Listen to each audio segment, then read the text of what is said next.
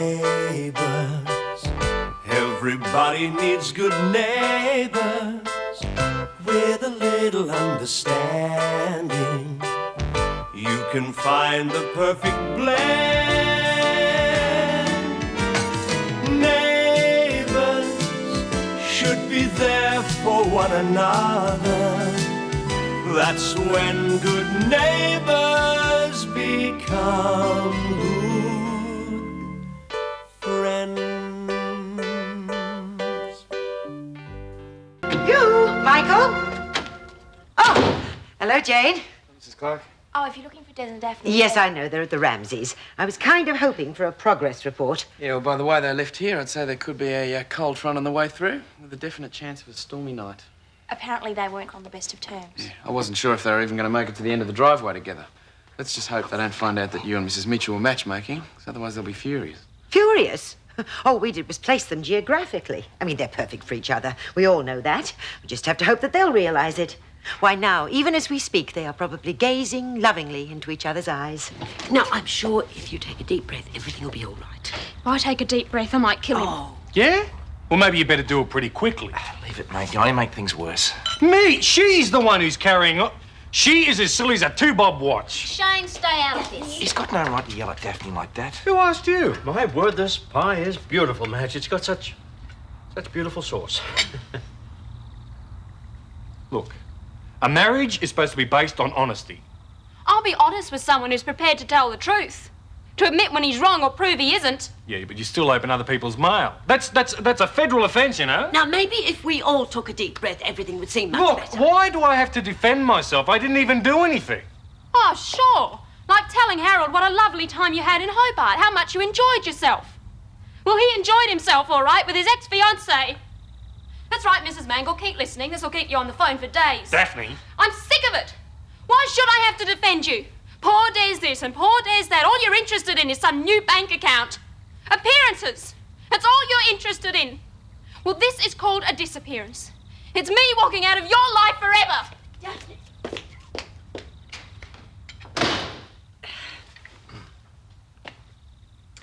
Well, anyone for dessert? No, perhaps not. Go after her, Des. Say you're sorry. Not yet. She'll need time to cool off. I don't think she'd cool off if he dropped her into the Antarctic. To think of the living hell that poor girl's had to endure. Mrs. Mangle. The doubt, the uncertainty. Mrs. Trying Mangle? so hard to make a home while her husband endeavoured in other areas. I think it's absolutely disgraceful. You see this, Mrs. Mangle? In my hands, this bread becomes a lethal weapon. And if you don't stop flapping your gums, I won't hesitate to use it. You won't bite. You might lick a little. Go on, pat him. He's very affectionate. Yes, but he seems very excited. You sure he doesn't want to play outside? You know what dogs are like. No, he's just been outside. Yes, well, perhaps he'd like to go again. Oh, well, maybe. Come on then, boy. And please, wash your hands. Dogs have bacteria. Oh, so do humans. Actually, I think humans have more bacteria than dogs. You and Michael seem to be getting along very well. Yeah, as friends. It would be difficult to find someone better. Oh, Mrs. Clarke, I'm not interested in boyfriends at the moment. I have to get my career organised first. Ah, but I can always tell when someone is smitten. No one speak. Not a word. I don't want to talk about it. Well, where's Desmond? Desmond who? As far as I'm concerned, I've never met a Des or a Desmond. Now, if you'll excuse me, I'm going to my room to do something quite savage to my pillow.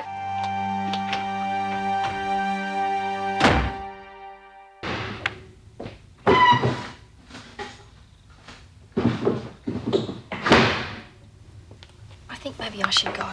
She'll calm down soon. Or she'll start throwing things. Look, either way, I think she needs her peace and quiet. Well, I'll see you out. Right, well, your bath will be ready in about 5 minutes. Eileen. No, it is what you need. A good long soak. Time to contemplate it. Eileen, lying in a bathtub is not going to change the way I feel. I have to come to terms with the fact that my husband and my marriage have moved into the past tense. Temporarily? Permanently. I couldn't believe some of the things he was saying at that dinner party. I don't know who he thinks he's trying to fool. Well, maybe it was awkward for him to be open with you in front of Madge and her guest. Awkward? How do you think I felt? I couldn't get out of there fast enough. So you just walked out then, did you? Not exactly. called Des a hypocrite and a liar. Then I walked out. Daphne, that's absurd. I mean, the whole point of the evening was to make sure that you and Desmond got... The whole point? I thought it was just a dinner to impress Harold Bishop. Oh, yes, it was. That was the whole point of the You evening. and Madge cooked this up together, didn't you? It's a setup. Well, we just thought that you and Desmond needed some time together. I mean, it's none of your business. Daphne, I am look. sick and tired of people butting in. This happens to be a very difficult time for me, and the last thing I need is a bunch of well-meaning friends and relatives making things worse. Well, I'll go then, if you think it's best. Probably. Yes, well, far be it from a mother-in-law to try to make a contribution to a new marriage. Don't let your bath overflow.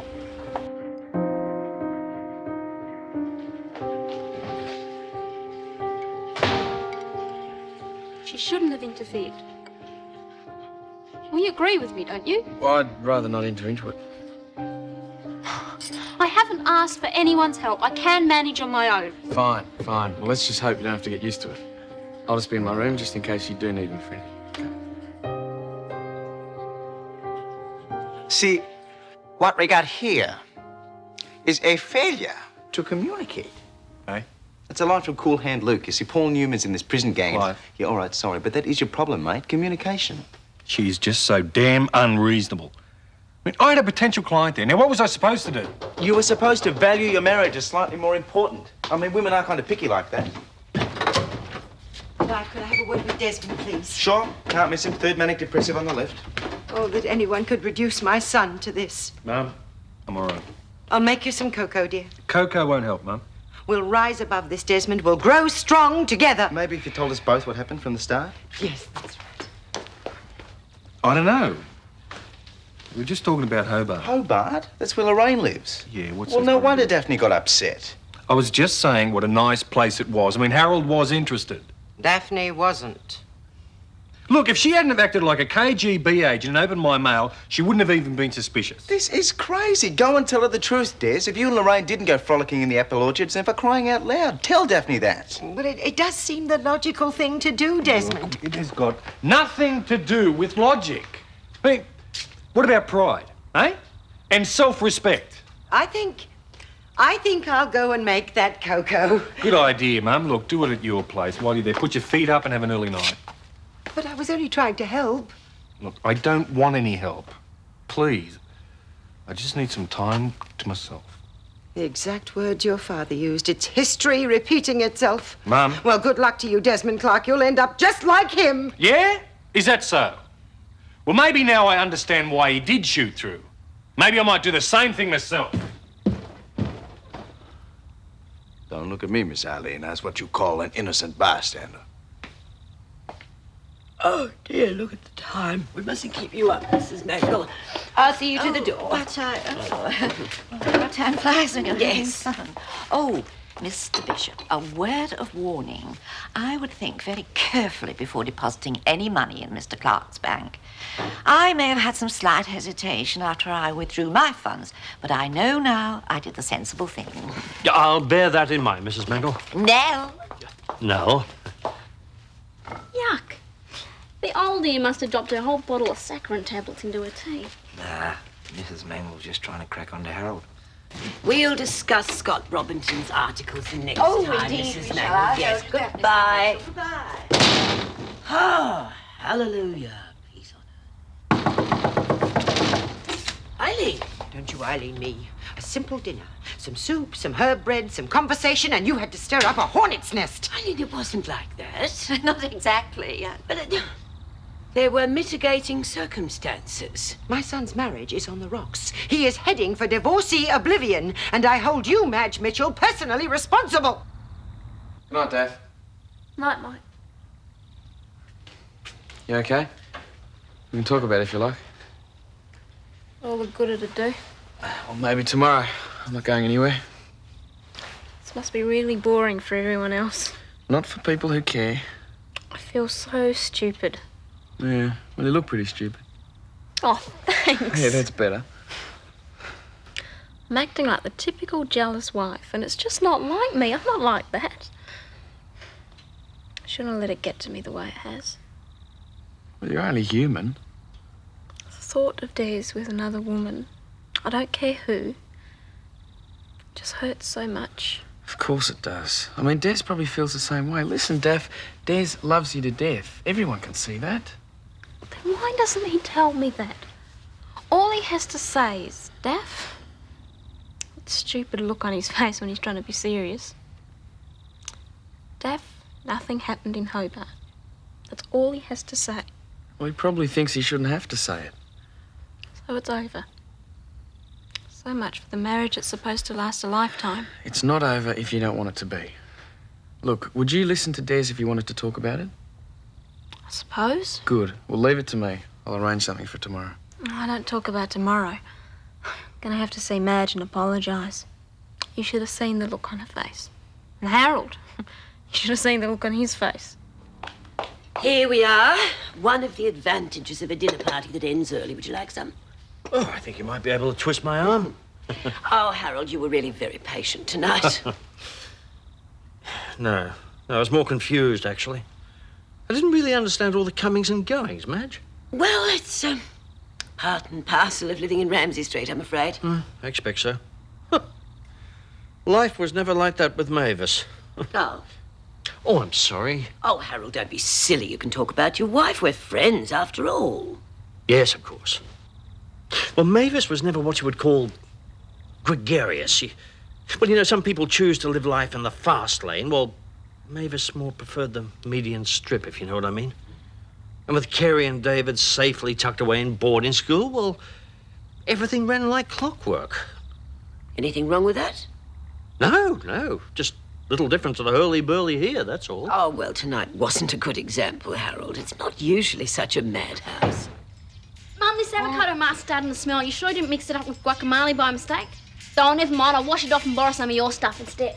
Oh, the big blue mess in the bath, that's my jeans. I've left it soaking in some bleach. But don't worry, because Bronwyn's mum said that lemon juice works, but not sure if she's talking about bath or jeans. Anyway, I'll see ya.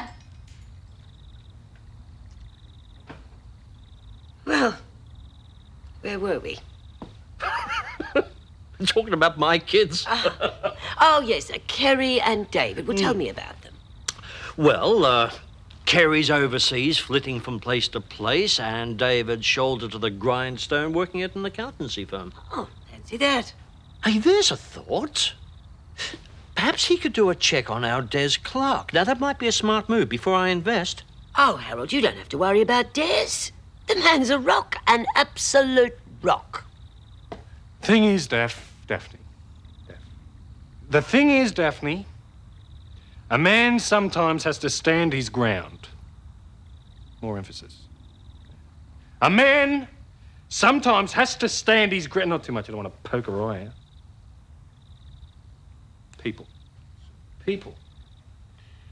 People are like trees. They need space. They need room to grow. They need Fertiliser. They need an awful lot of fertiliser, which is about what you deserve if you keep this up. I'm taking charge of my life. I'm thinking positively about my future. I'll be finding a new place in the morning. You don't have to leave here. I think it's better I do. I mean, one more German lesson or tom-tom binge and I'd strangle you. And I know why you've been doing it, but it won't work life. I'm not going back there. I can't live with anybody who doesn't respect me. Now, let's just analyse that, huh? In the midst of all this hard-done-by nonsense, let's just find a little perspective, right? Clive? Once upon a time, there was a relatively OK-looking prince named Clive. He fell in love with a beautiful girl and a gorgeous son. He loved them so much, he thought his heart would snap in two when they left him. That guy never had much of a chance to do anything. Never even saw it coming. Now, I didn't have the power to change that situation, but you do. You're married to a girl you worship and she is carrying your child. Are you seriously going to tell me you'd walk away from all that? We're not talking fairy stories, Des. You only get one chance at a real happy ending. What if it's too late? What if she won't listen? Well, you'll never know till you try, will you?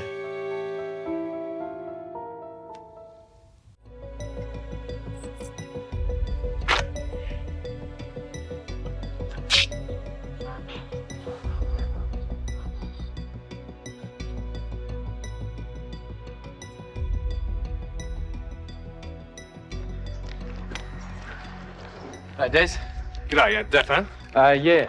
Actually, I wanted to talk to you about that. Sorry, mate, this is more important. Mike, what was all that about? I think those two are going to go and make up. Oh, good. It's about time they were honest with each other. I like you mean. Oh, yeah, sometimes the truth hurts, Jane. Yes, but it's best in the long run.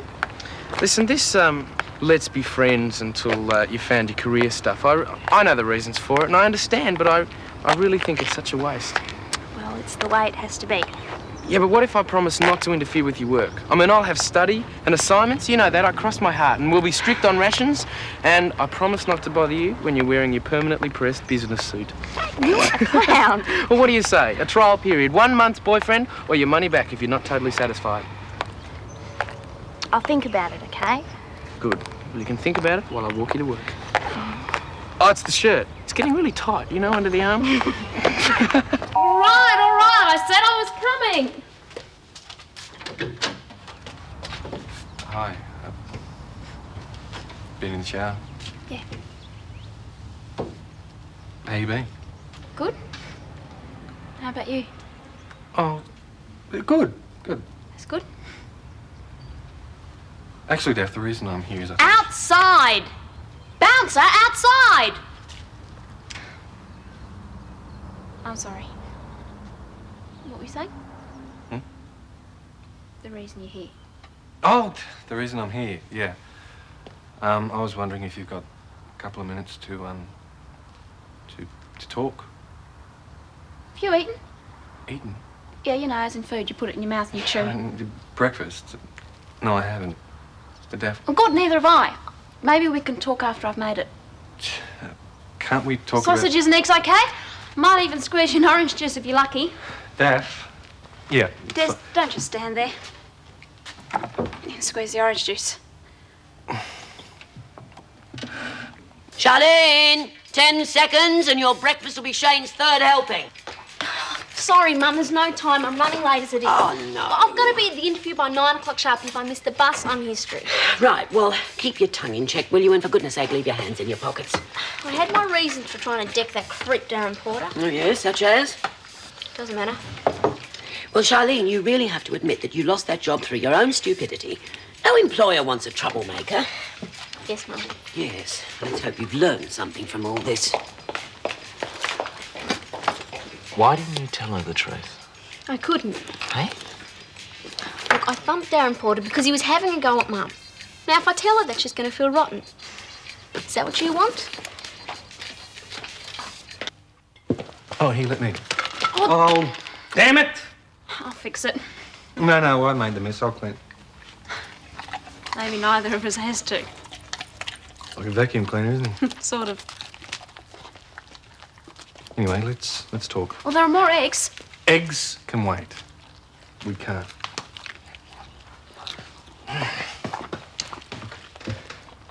You were right about Hobart.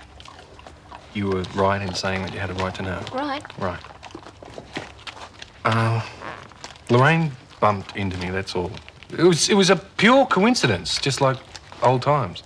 Oh, was it? Well, not like old times exactly. Well, friendly old times, like friends have. Go on. Anyway, we chatted about this and that, and then she said she was in trouble. Money trouble. And I promised I'd help. You lent her money? No, I gave her advice. I sought out a way that she could repay the money she already owed. Anyway, it's a complicated story, and Lorraine made me promise not to tell anyone. But, she was embarrassed. Oh. So that's all there is to tell about it. I mean, there's a few more details to iron out. Talk to a few creditors, and, then it's finished. So you're definitely not interested in her anymore? Not in the least. She was a friend in trouble. Full stop. Why couldn't you tell me that? Why did you open my mail? I asked you first. Daph. Well, it's a fair enough question. If you really don't care about her that much, then someone else at the bank can sort out her problems. Yeah, it's not strictly bank business. Anyway, I made a promise. Well, I'm greedy, Des. I want to see some action go with those words. I want you to prove she means nothing to you.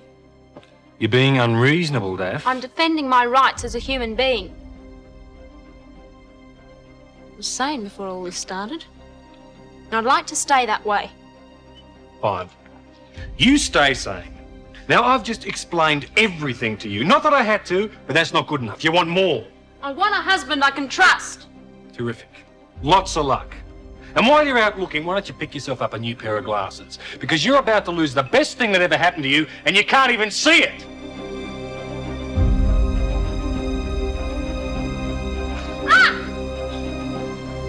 Daff! Daff!